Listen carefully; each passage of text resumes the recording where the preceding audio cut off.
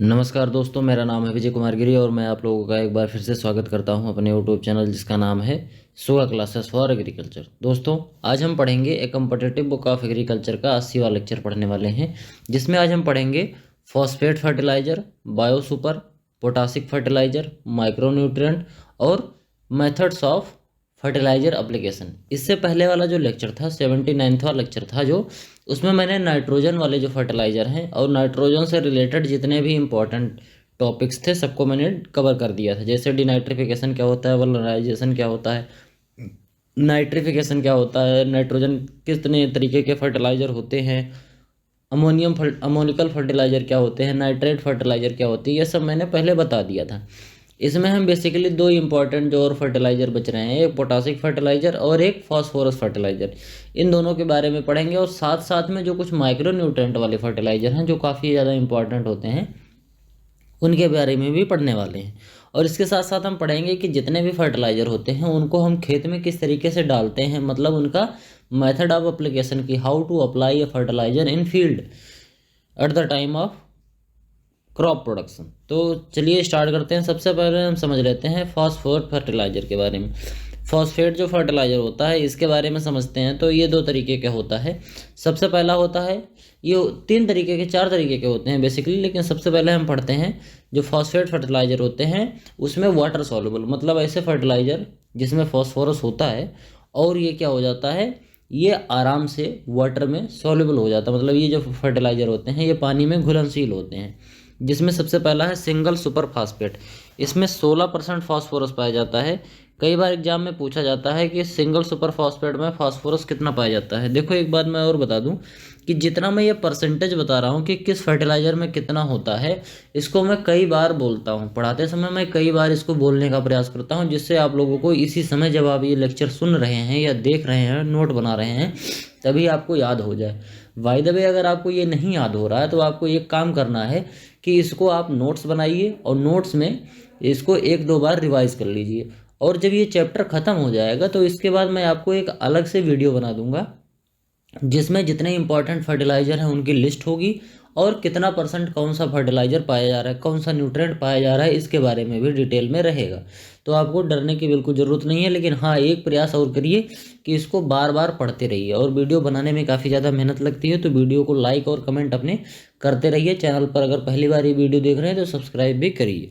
सबसे पहले समझते हैं जो वाटर सॉल्युबल जो फॉस्फेट वाले फर्टिलाइज़र होते हैं उसमें जो सिंगल सुपर फास्फेट है, सिंगल सुपर फास्फेट के अंदर जो फास्फोरस पाया जाता है वो 16% पाया जाता है। और इसके साथ साथ इसमें कैल्शियम और सल्फर भी पाया जाता है। कैल्शियम इसके अंदर पाया जाता है 19% और सल्फर जो पाया जाता है वो पाया जाता है 12% के आसपास। इसके बाद होता है DSP यानी कि डाई सुपर फास्फेट। ये सिंगल सुपर फास्फेट है, ये डबल सुपर फास्फेट है।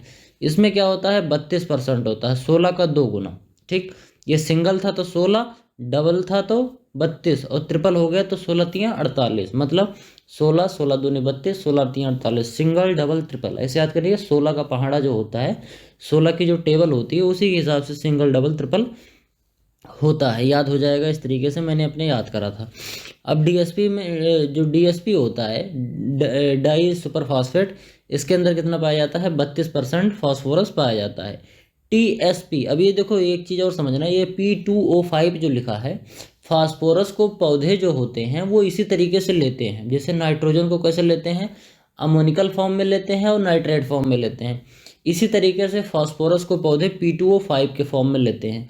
तो इसी वजह से हम P2O5 की ही मात्रा जानेंगे, क्योंकि पौधे इसी फॉर्म में लेते हैं। अगर उनको केवल P दिया जाएगा, केवल फास्फोरस दिया जाएगा, कि केवल एक ही एलिमेंट दिया जाएगा, तो वो एब्जॉर्ब नहीं कर पाएंगे। ये मैं आगे प्लांट किस न्यूट्रिएंट को कैसे एब्जॉर्ब करते हैं उसको जब पढ़ाऊंगा तो फिर बताऊंगा कि ऐसा होता क्यों है। फिलहाल आप अभी इससे समझिए कि फास्फोरस को जो पौधे होते हैं वो एब्जॉर्ब करते हैं P2O5 फॉर्म में, इसीलिए इसका परसेंटेज P2O5 फॉर्म में ही लिखा रहता है। सिंपल भाषा में हम लोग कह देते हैं फास्फोरस। ये फास्फोरस केवल नहीं है, इसमें फास्फोरस के साथ ऑक्सीजन भी होता है, लेकिन इसको नॉर्मली कहा जाता है एग्रीकल्चर की भाषा में कि यह फास्फोरस है। इसके बाद जो अगला है ट्रिपल सुपर फास्फेट, इसमें 48% पाया जाता है फास्फोरस। इसके बाद आता है DAP, डाई अमोनियम फॉस्फेट। इसके अंदर फास्फोरस भी होता है और अमोनियम लिखा है, तो बोले तो क्या होगा, अमोनियम और नाइट्रेट अगर लिखा रहेगा तो नाइट्रोजन वाला फर्टिलाइजर भी होगा। तो डाई अमोनियम फॉस्फेट का मतलब DAP, यानी कि इसमें नाइट्रोजन भी होगा और फॉस्फोरस भी होगा। नाइट्रोजन इसमें 48% होता है और उसके बाद P2O5 बोले तो फॉस्फोरस कितना होता है 46%।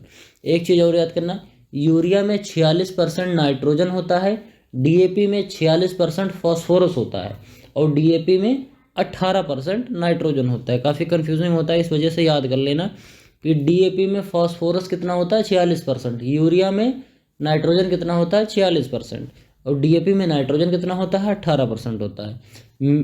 MAP मोनो अमोनियम फॉस्फेट, ये कितना होता है 11% नाइट्रोजन होता है इसके अंदर और 48% इसके अंदर P2O5 यानी फॉस्फोरस पाया जाता है। मोनो अमोनियम फॉस्फेट जो होता है ये न्यू ग्रेड का फर्टिलाइजर है, अभी जल्दी ही इंट्रोड्यूस करा गया है। अभी ये मार्केट में बहुत ज़्यादा उपलब्ध नहीं होता है, अभी ये नया ग्रेड का फर्टिलाइजर हुआ है, आया है, जो अभी जल्दी ही स्टार्ट हुआ है यूज करना, अभी बहुत कम मात्रा में इसको किया जाता है।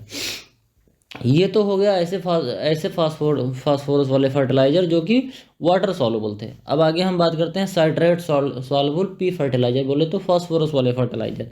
इसमें क्या आता है डाई कैल्शियम फॉस्फेट, इसमें क्या पाया जाता है 33 से 40% P2O5 पाया जाता है। उसके बाद बेसिक स्लैग, ये बेसिक स्लैग काफ़ी इंपॉर्टेंट है। बेसिक स्लैग में कितना फॉस्फोरस पाया जाता है पूछा जाता है, तो बेसिक स्लैग में अपना कितना फॉस्फोरस पाया जाता है, इसमें पाया जाता है 14 से 18%। ये बेसिक स्लैग गन्ना में भी यूज करा जाता है, जब चीनी बनाते हैं तो इसको यूज करा जाता है फास्फोरस को, ठीक।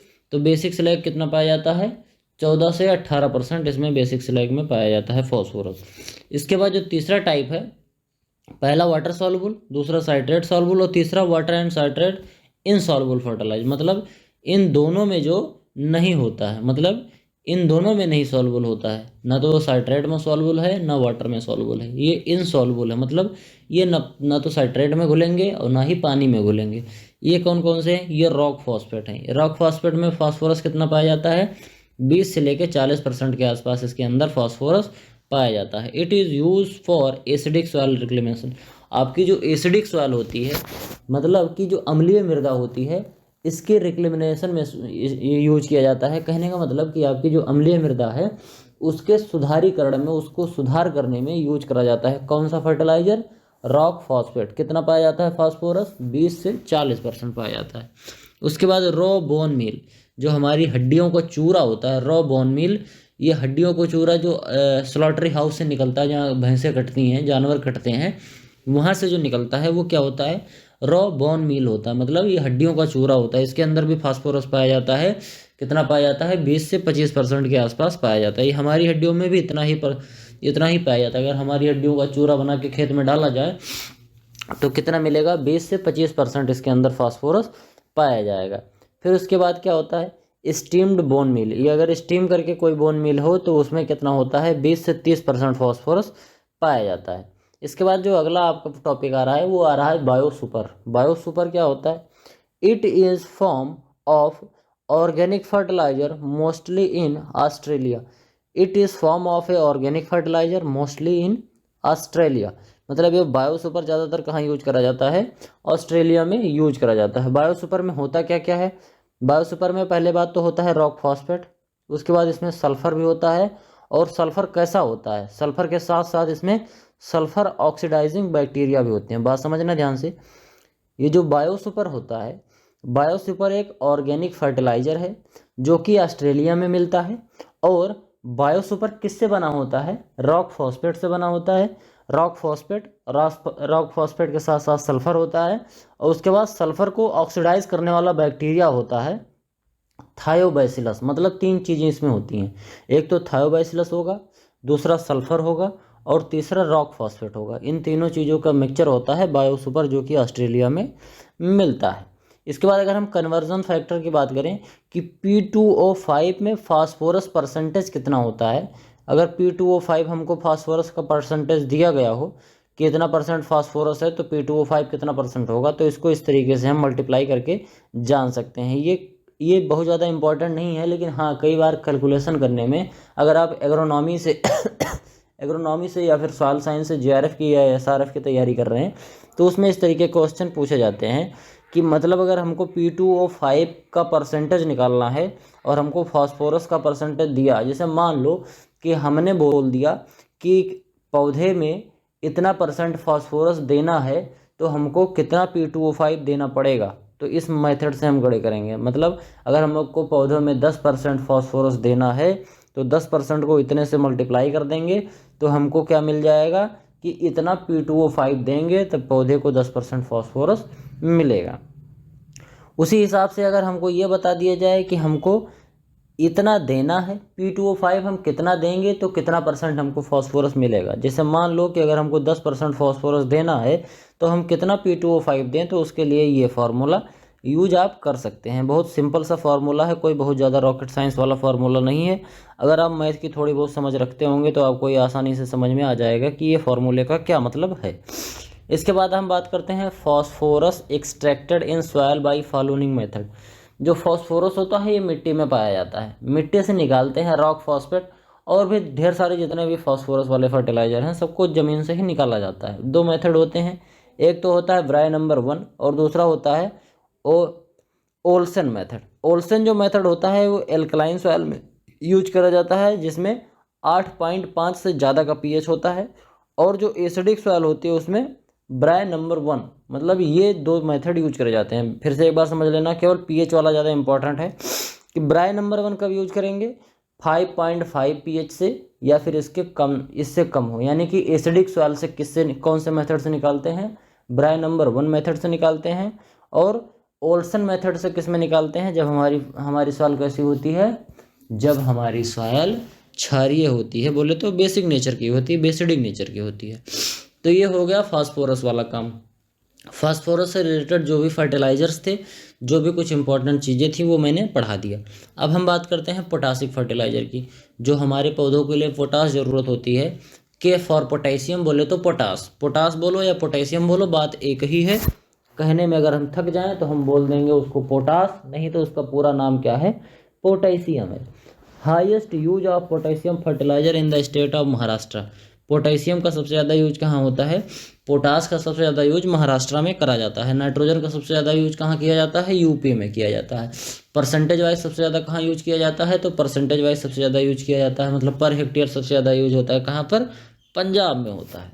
इसके बाद हम आगे बढ़ें तो जो पोटास वाले फर्टिलाइजर होते हैं, इसमें सबसे पहला जो फर्टिलाइजर होता है वो होता है म्यूरेट ऑफ पोटास, जिसको हम बोलते हैं पोटेशियम क्लोराइड, KCl या MOP, पोटेशियम क्लोराइड या फिर म्यूरेट ऑफ पोटास इसको बोलते हैं। It is the most common and cheap fertiliser among potassic fertiliser. Potassic fertiliser में जितने भी फर्टिलाइजर आते हैं, जितने भी फर्टिलाइजर जिसके अंदर पोटास पाया जाता है, उसमें सबसे चीप माना जाता है और सबसे अच्छा माना जाता है MOP, म्यूरेट ऑफ पोटास या फिर पोटेशियम क्लोराइड। जिस तरीके से सबसे नाइट्रोजन के लिए सबसे अच्छा यूरिया होता है, उसी तरीके से पोटास के लिए म्यूरेट ऑफ पोटास होता है। म्यूरेट ऑफ पोटास के अंदर जो हमारा पोटास पाया जाता है वो कितना पाया जाता है, वो 60% के आसपास पाया जाता है। कई बार एग्जाम में पूछा जाता है कि म्यूरेट ऑफ पोटास में पोटास का परसेंटेज कितना होता है, तो वो कितना होता है, वो 60% पाया जाता है। It also known as muriate of potash या पोटेशियम क्लोराइड, जो कि मैंने पहले भी बता दिया कि इसको MOP म्यूरेट ऑफ पोटास भी बोलते हैं और पोटेशियम क्लोराइड भी बोलते हैं। This fertiliser is suitable for acidic and heavy soil. ये जो फर्टिलाइजर होता है म्यूरेट ऑफ पोटास, ये किसके लिए अच्छा होता है, आपकी एसिडिक सॉइल है या फिर हैवी सॉइल है। हैवी सॉइल का मतलब समझ रहे हो, हैवी सॉइल ऐसा नहीं कि इसको मतलब अगर उठाएंगे तो ज़्यादा वजन होगा। कोई भी सॉइल अगर हैवी है या कोई लाइट सॉइल है, इसको मैं सॉइल साइंस पढ़ा रहा था तो मैंने बीच में कहीं पढ़ाया था। अब क्योंकि कई दिन हो गया, मैंने लगभग बीच में 6 महीने तक वीडियो नहीं बनाई, इस वजह से मैं भूल गया हूँ, लेकिन मुझे अभी भी याद है कि मैंने किसी लेक्चर में पढ़ाया है कि लाइट सॉइल और हैवी सॉइल का क्या मतलब होता है। जब हम खेत में जुताई करते हैं, खेत में जुताई करते समय अगर ट्रैक्टर को ज़्यादा मेहनत लगानी पड़ रही है, तो कहने का क्या मतलब है, ट्रैक्टर को ज़्यादा मेहनत करनी पड़ रही है तो हैवी सॉइल है, और ट्रैक्टर को कम मेहनत करनी पड़ रही है तो लाइट सॉइल है। जैसे बलुई मिट्टी है तो उसमें ट्रैक्टर को कम मेहनत करनी पड़ेगी, आराम से जुताई हो जाएगी, तो उसको लाइट सॉइल बोलते हैं। वहीं अगर आपकी चिकनी मिट्टी या क्ले मृदा है तो उसमें ज़्यादा रेजिस्टेंसी होती है, ट्रैक्टर को खींचने में ज़्यादा पावर लगाना पड़ता है खेत की जुताई करते समय, तो उसको हैवी सॉइल बोलते हैं। तो एसिडिक सॉइल और जो हेवी सॉइल होती है उसमें म्यूरेट ऑफ पोटाश को यूज करना काफ़ी ज़्यादा अच्छा माना जाता है, बहुत सूटेबल होता है, but not for the alkaline soil.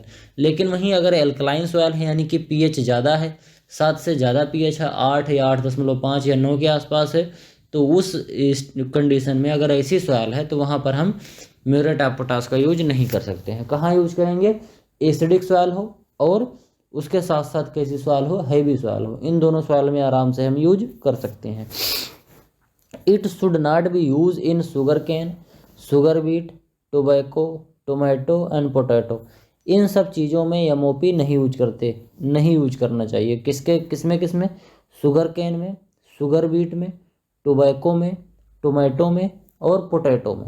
एक चीज़ और ध्यान देना, म्यूरेट ऑफ पोटाश में जो पोटाश होता है, पोटाश का सबसे मेन फंक्शन होता है कि जो दाने होते हैं, फसल का जो प्रोडक्ट होता है, जो दाना होता है, ग्रेन होता है, उसकी क्वालिटी को बढ़ाना होता है। तो आप ध्यान से देखेंगे कि इन सब में कहीं दाना नहीं है। ना तो पोटैटो में सीड होता है, मतलब होता है लेकिन छोटा होता है, उसका ज़्यादातर यूज ब्रीडिंग पर्पज के लिए ही किया जाता है। इकोनॉमिक पर्पज या कॉमर्शियल पर्पज में पोटैटो का हम केवल स्टेम ही तो खाते हैं, आलू ही तो खाते हैं, आलू का सीड थोड़ी।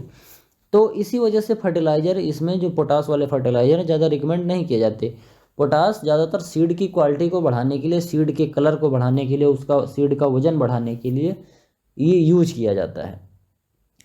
तो शुगर केन में भी नहीं लगता सीड, शुगर बीट में भी, टोबैको में भी, टोमेटो में भी और पोटैटो में भी, इन सब में नहीं लगता। इसी वजह से इनमें नहीं यूज करना चाहिए। Because in sugar crop accumulation of sugar is affected due to chloride ion present in the fertilizer। Fertiliser के अंदर एक चीज़ और होता है, फर्टिलाइजर के अंदर क्लोराइड आयन भी पाया जाता है, जिसकी वजह से ये जो शुगर वाली क्रॉप्स होती है, शुगर क्रॉप, इसके अंदर शुगर का एक्यूमुलेशन अफेक्टेड हो जाता है। क्यों? क्योंकि क्लोराइड आयन इसके अंदर प्रेजेंट हो जाता है। तो मतलब गन्ना, ऐसा कह सकते हैं कि गन्ना मीठा नहीं होगा।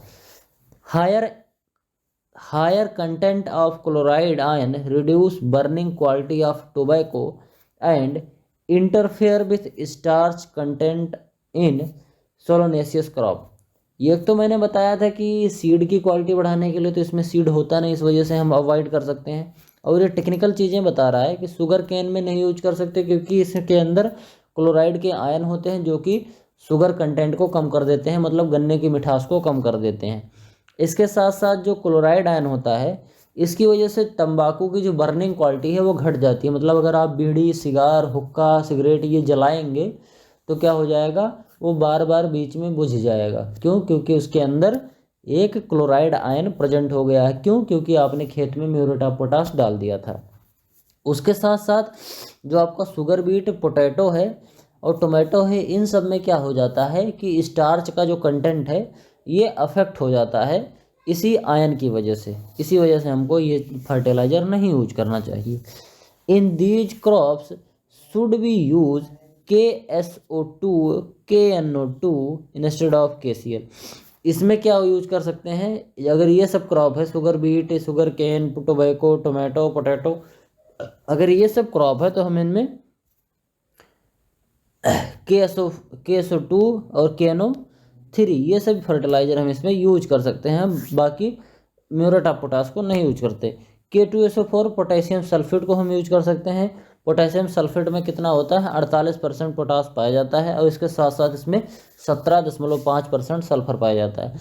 म्यूरेट ऑफ पोटाश उन सभी फसलों में नहीं यूज किया जाता जो मैंने अभी पहले बताया।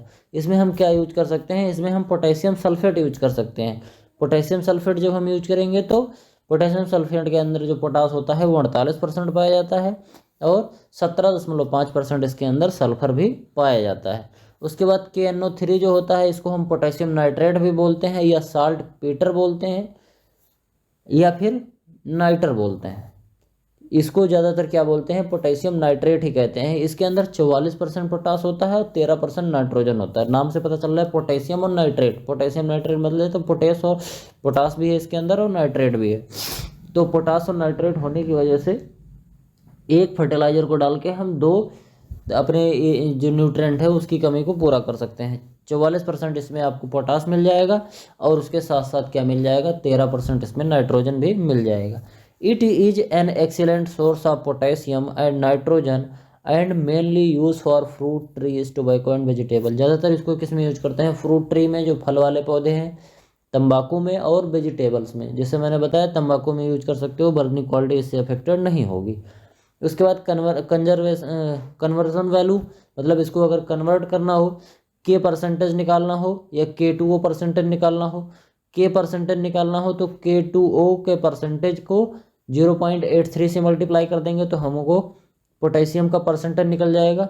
और अगर K2O का परसेंटेज निकालना है तो के परसेंटेज को हम 1.2 से मल्टीप्लाई कर देंगे तो ये आ जाएगा। अब इसको हम 0.83 या 1.2 जो आ रहा है, ये एटॉमिक जो वेट होता है, आपने इंटर में पढ़ा होगा एटॉमिक वेट, जैसे के का एटॉमिक वेट कितना होता है, ऑक्सीजन का एटॉमिक वेट कितना होता है, उस हिसाब से इसको निकाला जाता है। ठीक, जैसे ये पूरा एक अणु बन रहा है, एक यौगिक बन रहा है, कंपाउंड, इस कंपाउंड का एटॉमिक वेट कितना है, उसी हिसाब से इसको निकाला जाता है। अगर आपने इंटर में अच्छे से पढ़ा होगा तो आपको याद हुआ होगा।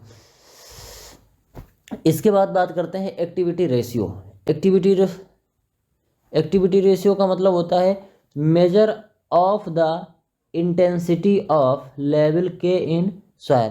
सॉइल के अंदर कितना के अवेलेबल है, ये अवेलेबल लिखा है, सॉइल के अंदर कितना पोटास अवेलेबल है, इसी को मेज़र करने को हम क्या बोलते हैं? एक्टिविटी रेशियो बोलते हैं। It represent K that immediately available for crop root.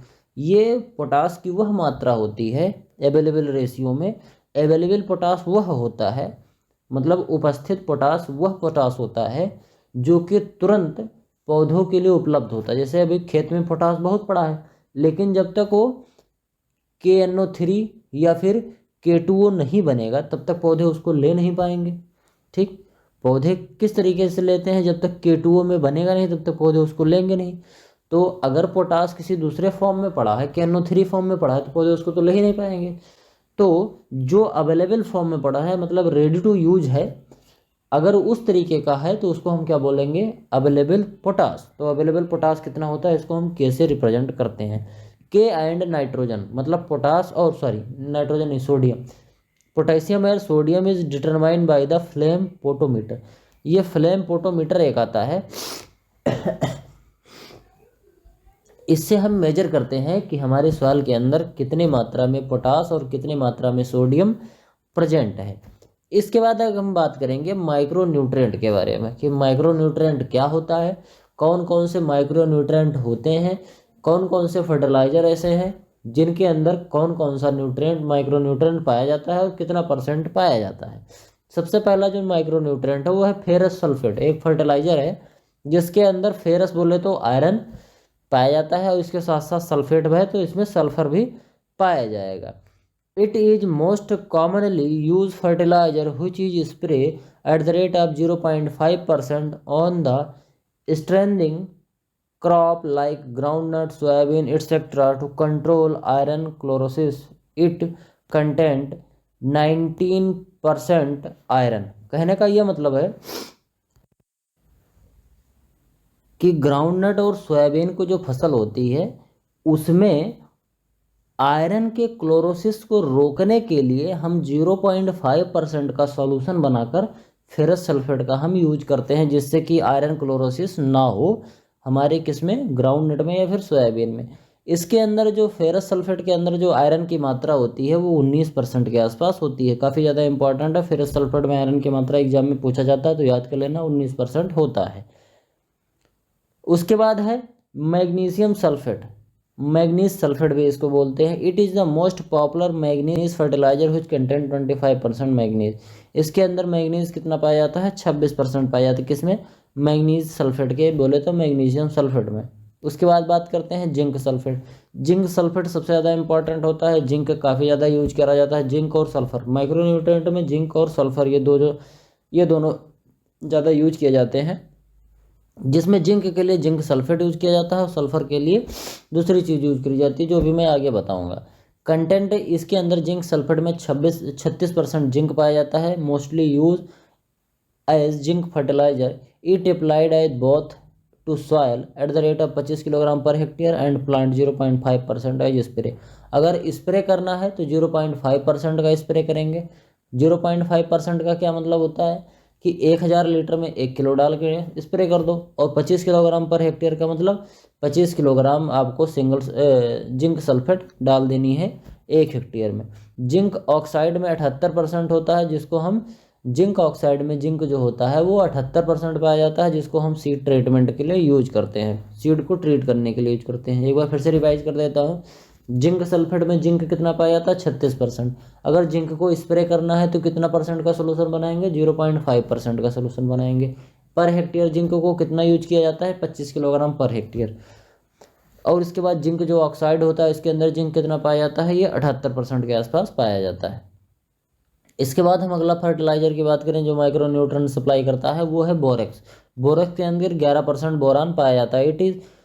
Borax is the most commonly used for boron fertilizer, which is white compound containing 11% boron. It is highly suitable for water, hence should be used as boron fruits. कहने का मतलब ये है कि boron जो है वो water में हाईली सॉल्युबल होता है, वाटर में आराम से घुल जाता है, तो बोरक्स के तरीके से हम बोरान को यूज कर सकते हैं अगर हमारी किसी फसल में कमी पड़ रही है। फ्रूट में ज़्यादातर कमी पड़ती है, फ्रूट की क्रैकिंग जो होती है वो बोरान की कमी से होती है, इस वजह से उसमें हम यूज कर सकते हैं। इरिगेशन कर रहे हैं या पानी में मिला के स्प्रे हम कर सकते हैं। फिर इसके बाद है कॉपर सल्फेट। कॉपर सल्फेट में 22.5% कॉपर पाया जाता है। It is commonly use both spray and plant applying. दोनों तरीके से यूज कर सकते हो, या तो स्प्रे करके यूज कर लो या तो फिर सॉइल में मिला के यूज कर लो। कितना परसेंट पाया जाता है इसके अंदर? 22.5% कॉपर पाया जाता है। किसमें? कॉपर सल्फेट में। उसके बाद फिर क्या है? अमोनियम मोलिब्डेनेट। मोलिब्डेनेट की कमी से व्हिपटेल बीमारी होती है, किसमें होती है आपको बताना है। इसकी कमी को रोकने के लिए हम इसको यूज कर सकते हैं। कितना यूज करेंगे? 3 ग्राम पर ग्राम सीड ऑफ पल्सेस। पल्सेस को ट्रीट करने के लिए इसको यूज करते हैं, ज़्यादातर फोलियर स्प्रे के तरीके से भी इसको यूज कर सकते हैं। इसके बाद आता है जिप्सम, CaSO4 2H2O। ये काफ़ी ज़्यादा इंपॉर्टेंट है, कई बार जिप्सम को फॉर्मूला भी पूछा जाता है। तो जिप्सम का जो फार्मूला है ये आप जरूर याद कर लीजिए कि जिप्सम का क्या फार्मूला होता है। CaSO4 2H2O। CaSO4 के साथ इसमें हाइड्रोजन के भी 2 अणु लगे हुए होते हैं जिप्सम में। कंटेंट 29.2% कैल्शियम और 18.6% सल्फर। इसमें ये 2 चीज़ें होती हैं, कैल्शियम और सल्फर, 2 चीज़ें इसमें पाई जाती हैं। किसमें? जिप्सम में पाई जाती हैं। In pulses form indigestible protein in the deficiency of sulphur agriculture grade gypsum 70%। Pulses के अंदर ऐसा प्रोटीन बनता है जो कि हम लोग डाइजेस्ट नहीं कर पाते हैं। ये किस वजह से होता है? ये होता है जब हमारे जिप्सम ग्रेड 70% की जब कमी होती है पल्सेस में, तो इस तरीके का प्रोटीन बनता है जो कि हमारी बॉडी डाइजेस्ट नहीं कर पाती है। In general case 250 kilogram per hectare gypsum use for sulphur and calcium specially in onion, mustard, groundnut and pulses crop. इन सभी क्रॉप में अगर हमको आवश्यकता पड़ रही है तो हम जिप्सम का यूज कर सकते हैं। इसको सॉइल रिक्लेमिनेशन में भी यूज करते हैं जिप्सम का भी। In alkaline soil the reclamation purpose of gypsum is used 800 kilogram per hectare. 800 kilogram per hectare का यूज करके हम हमारी जो एल्कलाइन सॉइल है उसको भी हम सही कर सकते हैं। एल्कलाइन सॉइल को भी हम इसके मदद से सही कर सकते हैं जिप्सम की मदद से। इसके बाद अगला आता है method of fertiliser application. Fertiliser के एप्लीकेशन की कितने मेथड हैं, मतलब कि खेत में जो फर्टिलाइजर हम डालते हैं वो किन किस फॉर्म में डालते हैं। सबसे पहला मेथड है basal dose. Application of fertiliser या pesticide at the time of sowing. Sowing के समय पर जो फर्टिलाइजर हम डालते हैं, जैसे हम नाइट्रोजन भी डालते हैं, फास्फोरस भी डालते हैं और पोटास भी डालते हैं। नाइट्रोजन तो हम बाद में टॉप ड्रेसिंग में भी डाल देते हैं, लेकिन फास्फोरस और पोटास हम बेसल डोज के तरीके से ही डालते हैं, मतलब जो हम बुआई या फिर ट्रांसप्लांटिंग कर रहे होते हैं तभी डालते हैं। टाइम ऑफ सोइंग में हम जो डालते हैं उसको हम क्या बोलते हैं? Basal dose. ठीक। Phosphorus fertiliser applied at basal dose due to their slow release nature. जो आपके फॉस्फोरस फर्टिलाइजर हैं जिनसे हमको फॉस्फोरस मिलता है, उनको हम क्या करते हैं? बेसल डोज के समय ही डालते हैं, मतलब जब सीड की सोइंग करेंगे या ट्रांसप्लांटिंग करेंगे तभी हम डाल देते हैं, क्योंकि ये धीरे धीरे पौधों को प्राप्त होता है। अगर हम टॉप ड्रेसिंग कर रहे हैं तो जैसे हमने आज खेत में डाल दिया फर्टिलाइजर, तो 10-15 दिन बाद पौधों को 20 दिन बाद से लगना स्टार्ट होगा। तो फिर हमको डालने का मतलब ही क्या है, क्योंकि तब तक हमारी फसल बड़ी हो जाएगी, उसकी रिक्वायरमेंट घट जाएगी, फर्टिलाइज़र की हमारी फसल बर्बाद हो जाएगी। इसी वजह से हम पहले ही डाल देते हैं, जब बुआई कर रहे होते हैं तभी डाल देते हैं। जब फसल को 15-20 दिन बाद काम लगेगा न्यूट्रिएंट का, तब तक वो देना भी स्टार्ट कर देगा। इसके बाद डीप प्लेसमेंट ऑफ फर्टिलाइज़र। इसमें क्या होता है, इसमें फर्टिलाइज़र को डीप में प्लेस कर दिया जाता है। In paddy only ammonium form NH4 incorporated in reduce zone to prevent leaching and volatilisation. इसको मैंने पढ़ाया था रिड्यूस जोन और ऑक्सीडाइज्ड जोन। मैंने पैडी की जो क्रॉप पढ़ाई थी उसमें खूब अच्छे से बताया था, एक बार फिर से समझ लो। जैसे मान लो कि ये मिट्टी है, मिट्टी के ऊपर यहाँ तक पानी है, ठीक। अब यहाँ पर मैंने एक लगा दिया, क्या लगा दिया, ये आपका एक पैडी का पौधा लग गया। अब इसमें मैंने एक लेयर और बना दी, तो ये जो ऊपर वाली लेयर है और एक इसके नीचे और लेयर बना दी। ये आपकी कौन सी लेयर है, ये तो खेत है, खेत की लेयर है। ये ऊपर यहाँ तक पानी है, मतलब ये बीच में इतना पूरा पानी है। अब इतनी जो लेयर है, ये वाली जो बीच में इतना जगह बच रहा है, इसको ऑक्सीडाइज्ड जोन बोलते हैं, क्योंकि ऊपर पानी के अंदर का जो ऑक्सीजन है और मिट्टी, ये दोनों ऑक्सीजन का आदान प्रदान होता रहता है, तो इसको हम ऑक्सीडाइज्ड जोन बोलते हैं। इसके नीचे वाली जो मिट्टी होती है, यहाँ पर ऑक्सीजन का आदान प्रदान नहीं होता है, तो इसको हम क्या बोलते हैं, रिड्यूस्ड जोन। तो इस जोन में जब हम अमोनियम को डालते हैं या किसी भी फर्टिलाइज़र को जब डाल देते हैं, ज़मीन के ऐसे समझो मिट्टी के अंदर डाल देना, मिट्टी के अंदर डालते हैं, तो इसको क्या बोलते हैं, डीप प्लेसमेंट ऑफ फर्टिलाइज़र।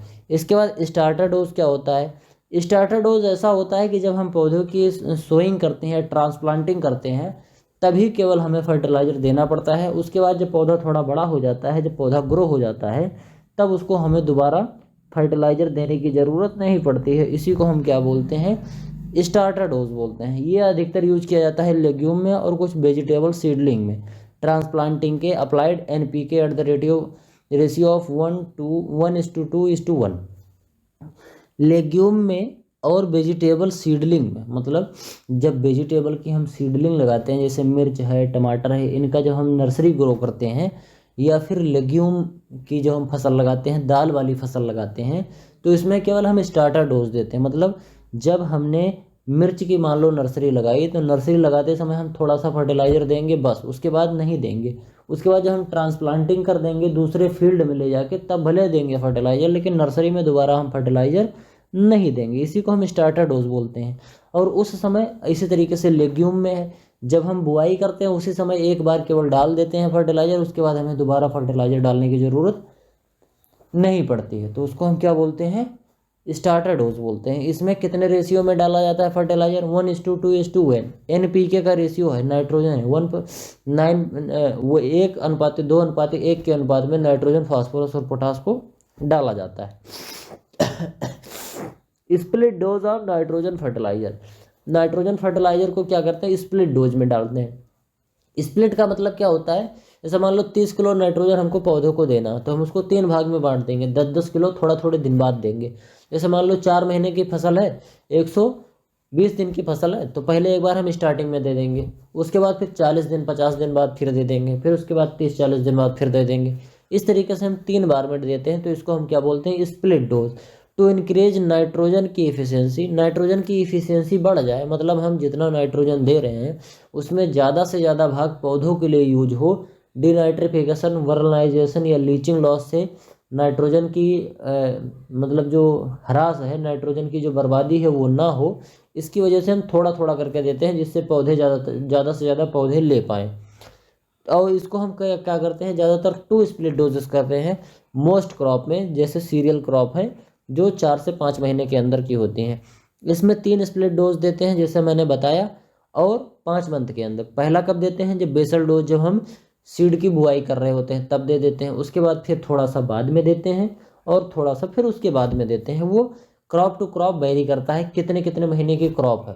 पहला तो हम देते हैं जब बुआई करेंगे, दूसरा जब पौधे की वेजिटेटिव ग्रोथ बिल्कुल पीक पर हो तब देते हैं, और तीसरा फ्लावरिंग से जस्ट पहले देते हैं, फ्लावरिंग के जस्ट पहले। अगर फ्लावरिंग के टाइम पर दे दोगे तो फिर वेजिटेटिव ग्रोथ ले लेगा, तब तो गड़बड़ हो जाएगा। तो ये 3 डोज हम डालते हैं। इसके बाद हम बात करेंगे सुटेबिलिटी ऑफ फर्टिलाइजर की मतलब कौन सा फर्टिलाइजर किस भूमि में या फिर कौन सा फर्टिलाइजर किस क्रॉप के लिए सबसे ज़्यादा अच्छा होता है, इसके बारे में बात करेंगे। Potassium sulphate is used where quality of crop is required because KCl reduce the quality of crop। कह रहा है कि पोटेशियम सल्फेट कहाँ यूज कर सकते हैं, जहाँ पर क्वालिटी ऑफ क्रॉप रिक्वायर होती है, because KCl reduce the quality of crop. इसको हमें यूज करना चाहिए। For rice crop ammonium sulphate best. Ammonium sulphate rice crop के लिए सबसे अच्छा है। अगर हमको नाइट्रोजन देना है तो हमको अमोनियम सल्फेट के रूप में देना चाहिए। एसिडिक सॉइल के लिए रॉक फॉस्फेट और सिंगल सुपर फॉस्फेट ज़्यादा यूज करना चाहिए, DAP का यूज नहीं करना चाहिए, क्योंकि DAP का जो एक सेकंड, नाम हमको नहीं याद आ रहा है, अभी मैंने कल बताया, रेजिडुअल नेचर। जो DAP का रेजिडुअल नेचर होता है वो एसिडिक होता है, इसीलिए हमें एसिडिक सॉइल में DAP न डाल करके रॉक फॉस्फेट या सिंगल सुपर फॉस्फेट का यूज करना चाहिए। इन सैलाइन और अल्कलाइन सॉइल में हमको ammoniacal fertiliser are not recommended because alkalinisation of ammonia take place. Saline soil में और अल्कलाइन सॉइल में हमको अमोनिकल, ये सॉरी गड़बड़ हो गया है, ये अमोनिकल लिखा है। अल्कलाइन सॉइल और सैलाइन सॉइल में अमोनिकल फर्टिलाइजर को नहीं डालते हैं हम, क्योंकि इससे अल्कलाइनाइजेशन और अमोनिया, एल्कलाइजेशन ऑफ अमोनिया, जो अमोनिया है इसका एल्कलाइजेशन होने लगता है। इसी वजह से हमको सैलाइन सॉइल में और एल्कलाइन सॉइल में अमोनिकल फर्टिलाइजर का नहीं यूज करते हैं। तो हम उसमें कौन सा फर्टिलाइजर यूज करेंगे, नाइट्रेट फर्टिलाइजर यूज करेंगे नाइट्रोजन देने के लिए।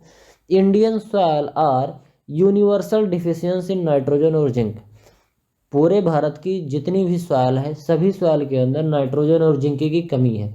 ये यूनिवर्सल है। अगर आपको खेती करनी है तो नाइट्रोजन डालना ही डालना है और जिंक डालना ही डालना है, क्योंकि जिंक हर खेत में कमी है। हाँ, ये है कि कुछ फसलों में हमें जिंक नहीं डालना पड़ता है क्योंकि उनकी रिक्वायरमेंट नहीं होती है, जबकि नाइट्रोजन की रिक्वायरमेंट हर क्रॉप को होती है। इसीलिए हम कोई भी क्रॉप ग्रो करें, हमको नाइट्रोजन देना ही देना है।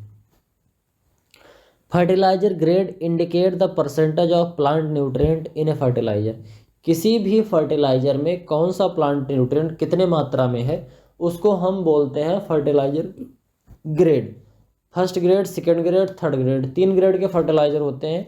ये मैंने आपको बता दिया है और एक बार मैं आगे वाले लेक्चर्स में फिर से बता भी दूंगा कि फर्टिलाइजर ग्रेड क्या होता है। सबसे मतलब इसमें बस बेसिकली इतना समझो कि जिसके अंदर सबसे ज़्यादा मात्रा में परसेंटेज पाया जाता है, जैसे मान लो यूरिया ए ग्रेड का फर्टिलाइजर है, क्योंकि इसके अंदर 46% नाइट्रोजन पाया जाता है। वहीं अगर हम सिंगल सुपर फास्फेट की बात करें तो इसमें केवल इसमें जो सुपर फास्फोरस पाया जाता है केवल 16% पाया जाता है। सिंगल सुपर फास्फेट में 16% फास्फोरस पाया जाता है। इसी वजह से ये थर्ड ग्रेड का फर्टिलाइजर है। समझ गए, मतलब फर्स्ट ग्रेड, सेकंड ग्रेड और थर्ड ग्रेड, मतलब जिसके अंदर जौन सा न्यूट्रिएंट ज़्यादा मात्रा में पाया जाएगा।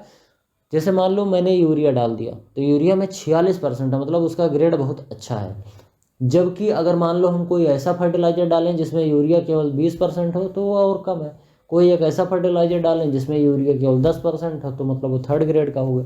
यही होता है फर्टिलाइजर की ग्रेडिंग। अब एग्जैक्ट रेशियो क्या है ये अभी हमें याद नहीं आ रहा है, बाद में याद आएगा तो मैं बता दूंगा अगर कभी टॉपिक पे पड़ेगा तो। फिर से फर्टिलाइजर रेशियो की बात करें तो ये NPK का जो रेशियो होता है किसी भी फर्टिलाइजर में, NPK का जो रेशियो होता है उसी को हम फर्टिलाइजर रेशियो बोलते हैं। ये भी मैं पढ़ा चुका हूँ। इन वाटर लॉगिंग कंडीशन, अगर वाटर लॉगिंग की कंडीशन है तो अमोनियम सल्फेट सबसे बेस्ट होता है, क्योंकि ये नाइट्रोजन अमोनिकल फॉर्म में देता है, जो कि पौधों के लिए आसान होता है। पौधे इसको आसानी से ले पाते हैं। कौन कौन से 2 पौधे हैं जो अमोनिकल फॉर्म में ले पाते हैं, एक तो पैडी, एक पोटैटो ले पाता है। तो इसमें अगर वाटर लॉगिंग की कंडीशन है और हमने पैडी की खेती कर रखी है, धान की खेती कर रखी है, तो अमोनियम सल्फेट हमको यूज करना चाहिए। पोटेशियम क्लोराइड या muriate of potash is the most common and chief fertiliser among potassic fertiliser. ये मैंने बता भी दिया है। Potassic fertiliser is use for acidic and heavy soil but not alkaline soil, ये भी मैंने बता दिया है। इसके बाद हम बात करेंगे डीनाइट्रीफाइंग बैक्टीरिया को डीनाइट्रीफाइंग मतलब जो डीनाइट्रिफिकेशन करते हैं वो वाले कौन कौन से बैक्टीरिया हैं, वो है पेसिडोमोनास और बैसिलस। ये मैंने दोनों भी बता दिया था जब डीनाइट्रिफिकेशन पढ़ाया था पिछले वाले लेक्चर में। तो स्यूडोमोनास स्यूडोमोनास और बैसिलस, ये दोनों है जो डिनाइट्रीफाइंग बैक्टीरिया, मतलब ये डिनाइट्रिफिकेशन करने में मदद करते हैं, मतलब ये पौधों के लिए बहुत हानिकारक होते हैं, नाइट्रोजन का लॉस करवा देते हैं। Conversion of ammonium to nitrate in the presence of nitrosomonas, ammonium जो होता है अमोनियम से नाइट्रेट में बदलता है, तो कौन बदलवाता है? नाइट्रोसोमोनास जो माइक्रो ऑर्गेनिज्म है ये बदलवाता है। क्या करता है ये अमोनियम को नाइट्रेट में बदलने में मदद करता है। उसके बाद जो नाइट्रेट है, नाइट्रेट को नाइट्राइट में कौन बदलता है? नाइट्रोबैक्टर बदलता है। एक बार फिर से समझो, अमोनियम से नाइट्रेट बनेगा, अमोनियम से नाइट्रेट बनेगा, नाइट्रेट से नाइट्राइट बनेगा। एक बार फिर से, अमोनियम से नाइट्रेट बनेगा, नाइट्रेट से नाइट्राइट बनेगा। तो अमोनियम से जो नाइट्रेट बनेगा वो कौन बनाएगा? नाइट्रोसोमोनास बनाएगा। और नाइट्रेट से जब नाइट्राइट बनेगा तो कौन बनाएगा? नाइट्रोबैक्टर बनाएगा। ठीक, अब ध्यान से समझना, नाइट्राइट और नाइट्रेट जब हम लिखेंगे, देखो ये अमोनियम हो गया, ये नाइट्रेट हो गया। जैसे मान लो, एक बार मैं थोड़ा सा टाइम लूँगा, आसानी से आपको समझ में आ जाए। नाइट्रोबैक्टर और नाइट्रोसोमोनास आप भूले नहीं, मैंने ट्रिक बना रखी है। यहाँ मैं लिख दे रहा हूँ अमोनियम, AMMO। ठीक, अब ध्यान से एक बार समझना, यहाँ से यहाँ आने के लिए नाइट्रोसोमोनास का यूज होगा और यहाँ से यहाँ आने के लिए बैक्टर यूज होगा। तो अगर हम बता दें कि इन दोनों के बीच में नाइट्रेट और नाइट्रेट से नाइट्राइट के बीच में क्या यूज होगा, अगर इसको हम कंफर्म कर दें यहाँ, तो दूसरा वाला आप जरूर याद कर लेंगे कि ये यहाँ होगा। ठीक, तो इसको कैसे याद कर सकते हैं? देखना, ए को बनाने के लिए बी की ज़रूरत होती है, इसमें बी नहीं है, इसमें ए नहीं है। तो ए को बनाने के लिए बी की ज़रूरत होती है, बैक्टर की ज़रूरत पड़ती है। ठीक, अब याद कर पाओगे? देखो मैं कैसे याद किया था। मैंने याद किया था कि नाइट्राइट को बोले तो ए को बनाने के लिए बैक्टर की ज़रूरत पड़ेगी, यानी कि नाइट्रोबैक्टर यूज होगा। और नाइट्रोसोमोनास का यूज होगा जब अमोनियम से क्या बनेगा? अमोनियम से नाइट्रेट बनेगा। तो अमोनियम से नाइट्रेट कौन बनाएगा? नाइट्रोबैक्टर बनाएगा, तो सॉरी नाइट्रोसोमोनास बनाएगा। अमोनियम से नाइट्रेट कौन बनाएगा? नाइट्रोसोमोनास बनाएगा। और नाइट्रेट से नाइट्राइट, ए से मतलब नाइट्रेट से नाइट्राइट मतलब ए बन रहा है, तो ए आ रहा है, तो ए कौन लाएगा? बी लाएगा, ए बी, तो ए कौन लाएगा? बी लाएगा, मतलब नाइट्रोबैक्टर लाएगा। मैंने इसी तरीके से याद किया था, आप अपना तरीका भी बना सकते हैं, कोई ज़रूरी नहीं कि मेरे तरीके से याद करें। हो सकता है आपको पहले से भी याद हो, अगर आपको नहीं याद है तो आप इस तरीके से याद कर सकते हैं कि ammonium nitrate and nitrite, ammonium nitrate और नाइट्राइट, यहाँ पर नाइट्रोसोमोनास रहेगा, यहाँ नाइट्रोबैक्टर रहेगा। ठीक, इसके बाद आगे बात करते हैं nitrogen percentage in thiourea. Thiourea के अंदर नाइट्रोजन कितना परसेंट पाया जाता है? 36.8% पाया जाता है। ये भी मैंने पहले पढ़ा दिया है। इसके बाद फिर क्या है? AM&N serve as nitrifying inhibitor. ये नाइट्रीफाइंग इनहिबिटर होते हैं, इसको भी मैंने बता दिया था जब मैंने नाइट्रिफिकेशन इनहिबिटर के बारे में बताया था पिछले लेक्चर में। इन anaerobic soil sulfate are reduced to hydrogen sulfide by the action of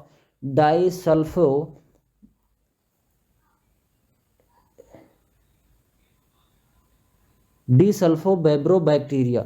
डिसल्फोबैक्टीरिया के एक्शन की वजह से आपका जो सल्फेट है वो हाइड्रोजन सल्फाइड में रिड्यूस हो जाता है। ठीक, इसके बाद फिर क्या है?